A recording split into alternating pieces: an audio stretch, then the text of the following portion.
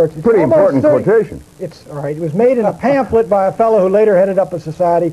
Let's say it was Not later, right then. A dumb statement. The Birch Society was formed in '58. No. Why are you all now, the John Birch Society, still answering for a statement like that? Why didn't somebody in the Birch Society say, look, our founder made an asinine statement, we don't pay any attention to it, and go on to the future? Why is the John Birch Society, in his phrase, now considered by an awful lot of people who will say, okay, Jerry Falwell, moral majority, new rightists, okay, don't like him. But all of a sudden, when you mention the Birch Society, everybody recoils. Why is that? The reason is, Tom, of course, we haven't gotten into what the society is. Instead, we have tried to, it's a sort of a classic effort of a straw man that's thrown up where the society never took a position. The society never stated anything about Eisenhower one way or the other. It was never a position of the society. Was it a problem for the society that its head for 25 years was the man who had made that statement, and his head is not that now? Well, part of the problem is, Tom, Pat, the actual statement has not been quoted. And if anyone wants to take the time to read the politician with the footnotes, they may read it and judge for themselves. But that's not a position one way or the other of the society. And of course, another small problem is that Mr. Welch did not resign. Actually, this was a move of transition of leadership of which he was one of the individuals in actively making the transition. He has emerged as a chairman emeritus and continued. Were you hurt then? I mean, I want to get to the point why the John Birch Society is differentiated from other new right organizations. You can say Conservative Caucus or NICPAC or Conservative Digest, and people say yes, no, but you say the Birch Society and there's a recoil, even among conservatives who will say, no, don't call me a member of the Birch Society. Now, why is that? Is that partly due to the fact that Bill Buckley's National Review, I think around 1964, read the Birch Society out of the conservative movement? Have you recovered from that? Well, I think Bill Buckley founded ACU in '65 partly to do that. Elements within National Review have also, beginning in '65, I think very dishonestly, took a very strong tack against the society. The society would actually be termed more of the old right. I think the definition of the new right would be vigorous and post-vigorous. Okay, but why? I mean, I don't know where you disagree with the new right people. But why do you carry around this tarnish, this taint? Well, let me give you another reason why he carries around the taint. I'd be glad to give you the answer, Mr. Welch. The reason is because the society is the only organization in America that is organized at the grassroots level with paid coordinators, with chapters in the communities all across the country. Conservative Caucus. Not with chapters, not with a paid field staff all across the country. That's organization. And so the result is that this is the one group, I think, that those who would radically change America seriously fear. And a tremendous campaign was launched in December of 1960 to move to discredit the John Birch Society, and frankly launched initially on orders coming out of Moscow. Well, Mr. McDonald, I'm not a conspirator. I think even Buchanan would vouch for that. Well, you are Robert Welch. Foreign Relations. Robert Welch. No, I don't think so. Yeah, I'm a member of the Council on Foreign Relations. Is that a conspiracy? Well, you've certainly. Well, let me just tell you what Newsweek says this: the John Birch Society considers communism only one arm of a master conspiracy in which socialist American insiders are plotting to establish world government. Now, it also says, and here's Director John McManus, that's your public relations director, saying that former Secretary of State Alexander Haig and CIA Director William Casey are two of these master conspirators who are plotting to establish world government. Now, what do you say? That kind of silly, asinine statement is what makes people laugh at the John Birch Society. Well, Tom, I'm sure being a long-standing member of the Rockefeller apparatus, and as a member of the Council on Foreign Relations of longstanding, you're fully aware that there is an elitist core in this country that has seen value in subsidizing communism, of protecting communism. It has?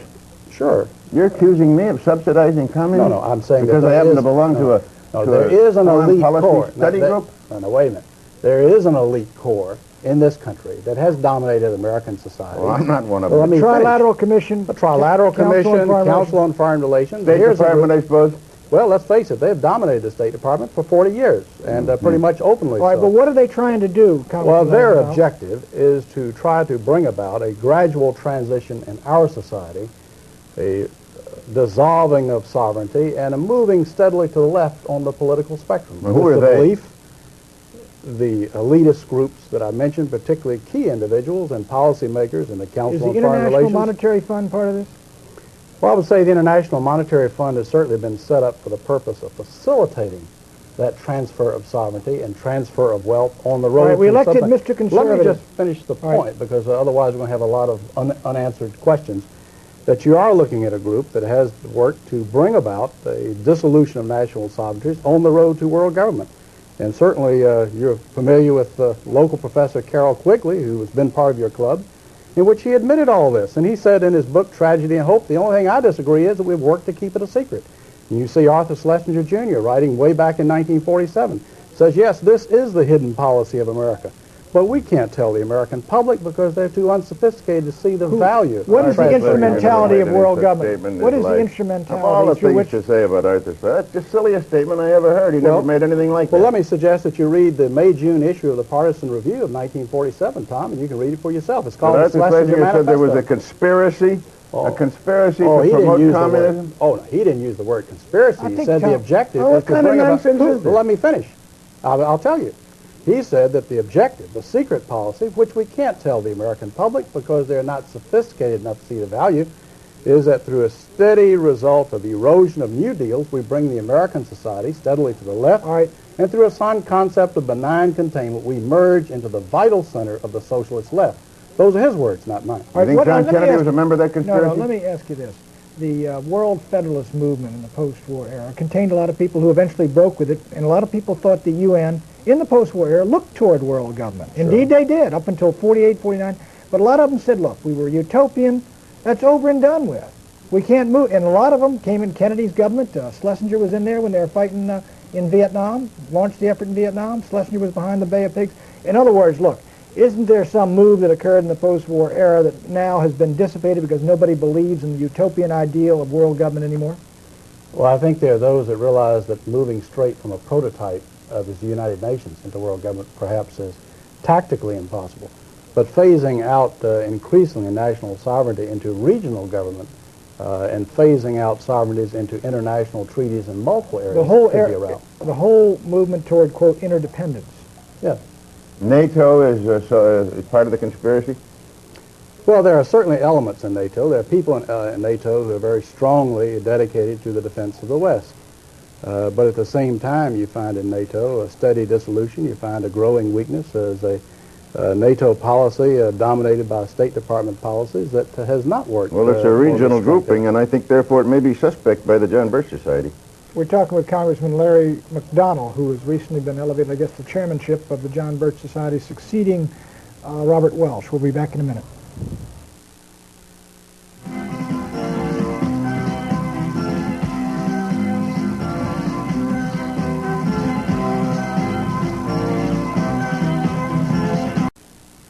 Welcome back to Crossfire. Our guest is the new chairman, recently named chairman of the John Birch Society, Congressman Larry McDonald, a Democrat from Georgia. Mr. McDonald, your predecessor believed that the PTA was too left-wing and that the John Birch Society at one time tried to infiltrate it, or so he said. He used the word infiltrate. Is that part of your program now? Well, I think when the PTA comes out in this program for the test ban treaty, and when the PTA comes out for gun control, and comes out for obviously national legislative programs that have been linked with liberaldom, having nothing to do with education of our children, I think many people are wondering what in the world is the PTA doing, and that includes members of the John Birch Society. Well, I wonder about you. Public. I wonder about you. I looked you up. You're the biggest joiner that I've ever seen in the world. You belong, as I counted them, to 67 organizations, among which are the National Rifle Association, the American Pistol and Revolver Association, the Committee for the Right to Keep and Bear Arms, the Second Amendment Foundation, and the Citizens Committee for the Right to Keep and Bear Arms. Well, Tom, I think there's a real drive in this country to try to destroy the realization of our citizens that they have a fundamental constitutional right to keep and bear arms as the Constitution allows. And unfortunately, there are those in our society, including elements of the PTA nationally, not always locally by any stretch, but nationally, who would believe that the federal government should restrict the right of citizens to keep and bear arms. Can I get What kind back of to grades do you give Ronald Reagan as president? And what kind of grades does the John Birch Society give him? Well, I would say in his speeches, Pat, you'd have to give him close to an A, B plus to an A. But in his performance, what's most disappointing? Well, I think the fact that the rhetoric is going one way and the record is going another. Let me ask you about this conspiracy again. Well, you can take the issue of one of the major problems of this country is inflation, right, and the problems of the destruction of the dollar. And the fact of the matter is, in spite of promises to the contrary, Reagan has not moved to correct the deficiencies. We're now back to Keynesian economics, despite comments to the contrary. Do you think that's a result of the conspiracy you mentioned? Is there somebody working on them to get the inflation so that this country will be weakened? Well, as a man who campaigned against elitism, as a man who in his campaign rhetoric said that he would not be having the Council on Foreign Relations trilateral types dominating his cabinet, he's got about 250 members of such in his administration. Well, let me ask you about Bill Casey. Now, I've known Bill. 250 members. Of the trilateral commission. I've known Bill Casey in the administration. I've known Bill Casey, the director of CIA, since World War II. As a matter of fact, in World War II, he was my boss. Now, your public relations director, the John Birch Society, says that Bill Casey is a part of this conspiracy that's trying to bring about world government. Before he became CIA, one of his big jobs was aiding in the transfer of technology and goods and so forth to the Soviet Union, helping the Kama River Project, the Export-Import Bank, helping to finance these things. Is the Export-Import Bank part of the conspiracy? I think the whole drive, the fact that the American people have been tapped steadily, especially since World War II, to finance their enemies and to have the massive technology transfer to those who were doing it. You know that from the Braden Doctrine in the agency, which you're very familiar with, and the feeling that we must somehow subsidize the, quote, non-communist left. That's among our so-called allies. Braden was and in country after country, that turned out to be the communists, the crypto-communists masquerading as the non-communist left. That's Mr. Mitterrand, who has taken the strongest position against the Russians of any Western European Well, leader. he was about to lose everything at the polls, and he had to show some sign. It's very difficult to say exactly how far that will Congressman McDonald, he's been using the term conspiracy. No, I didn't use it. For heaven's sakes, Pat. The John Birch Society used it. I don't want to go through the tapes. Well, it is. Don't blame it on me. He used it. You've used it 45 times. That's right. They say this is a conspiracy. I want to know what the conspiracy is. I'm trying to find out who's in it and what agencies of government in it, because I want to fight it along with you. You look like... Great, Tom. Let me tell you, Tom. You tell me, how can I join the John Birch Society? Well, gosh, Tom, you got no problem at all. All you need to do is write a letter to the John Birch Society, Belmont, Massachusetts, 02178, and tell them that you would like to purchase for $2 a copy of the Blue Book. Tom, you read it, and I think if you're a dedicated American, you will agree with every word. Then you get in touch with me, and we may even sign you up. Yeah, but it says here in one of your publications, not just anyone can be a Bircher. Now, how can I be a Bircher? Anyone. Now, if you don't believe in the Constitution and limited government and free enterprise and biblical values of morality, I believe in all those, but I don't well, believe there's a conspiracy. He'd make a lousy candidate. Tom, you know, as a matter of Pat a member of the conspiracy? He's a member of the press. Let me ask you, Mr. Braden's used for the 47th time the term conspiracy. Now, let me ask you seriously. When you use people like Casey, who's on the Council on Foreign Relations, David Rockefeller's Trilateral Commission, what do you mean, or do you mean, is that your term, the term conspiracy? Well, there are many different levels of the problem. But yes, the term has been used, the term of conspiracy, when you have a group of people... they're actively collaborating, and at the other end of that point of collaboration are communists, and on this end of the point of collaboration is Bill Casey and trilateralists and CFO Al Haig. You have people who are part of the elitist structure of this country that have dominated this country openly for 40 years. I know, but they're not... Is that a conspiracy? Now, wait a minute. If people quietly working together for evil objectives, two or more, that by definition is a conspiracy. You have, by their own admission, you look at The Tragedy and Hope by Professor Carroll Quigley, who's a member of this elitist group. He says, sure, we've been working this. Sure, we've been collaborating with communism. Yes, we're working for a global accommodation. Yes, we're working for world government. The only thing I object to is that we have kept it a secret. And I think we've gone so far along, we should come out and say. I'll bet you $1.50 that Bill Casey doesn't know who Professor Quigley is. I don't. He's at Georgetown a number of years ago. He died a couple of years ago, and he wrote The Tragedy and Hope. He's a very noted member of your club, Tom. Tom, you've got to broaden your reading a little right. bit. You really What I ought to do is read more about conspiracies, and that's why I'm interested in what Well, Mr. I'll tell you McDonald what says you ought to about it. do is go back and look at your founder, Edward Mandell House, because he wrote the book Philip Drew Administrator, and in this, Colonel House said that what he envisioned for the world was a world government along socialist lines as envisioned by Karl Marx. Now, that's your leader, now, Tom, so you got to go back to the beginning. Well, his and see leader what was the birth- Woodrow Wilson. Do you think he was a communist? No, I think Woodrow Wilson was his follower. I think Edward Mandell House dominated Wilson, not the other way around. And so Edward Mandell House, that was, we ought to make that clear. He was Colonel President Wilson's principal Alter advisor. ego, that's correct. Yeah. So he is the real villain from which all these conspiracies. No. He is a Descend. major figure, Tom, but there has been, unfortunately, in the West, an element. There are good members in the Council on Foreign Relations, dedicated, patriotic people. You've had Sproul Braden, who was a member of the Council of the Birch Society. Bill Buckley's a and member. Council on Foreign Relations. You've got some dedicated people, but the driving forces have very clearly been willing to collaborate, subsidize, work for technology transfer for what they feel is some type of an accommodation and merger. And I submit this would be a disaster for the American Republic. Are there any in guess- Congress? Sure. Our guest has been Congressman Larry McDonald of the John Birch Society. He's the new chairman. He's succeeded Robert Welsh, who has stepped down, as I understand it. That's correct? He's been sort of promoted to chairman He's been emeritus. promoted to chairman emeritus and founder. And Tom Braden and I will be back with final comments in a moment.